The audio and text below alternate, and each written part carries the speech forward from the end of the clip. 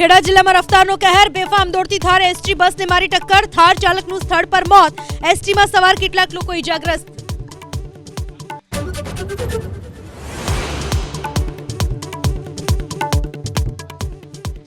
ગાંધીનગરના સાંતેજમાં બાળકીને કચડનાર આરોપી ન પકડાતા લોકોમાં આક્રોશ, ખાતરજ ચોકડી પાસે ચક્કાજામ, પોલીસ કામગીરી સામે પણ ઉઠાવ્યા સવાલ.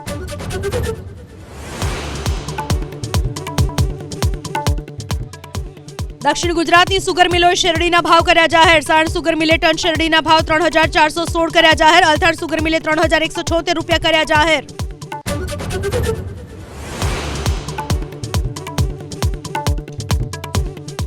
નોઈડામાં કુલર બનાવતી ફેક્ટરીમાં ભીષણ આગ, દૂર દૂર સુધી દેખાડાયા ધુમાડાના ગોટે ગોટા, ફાયર વિભાગની ટીમ ઘટના સ્થળે.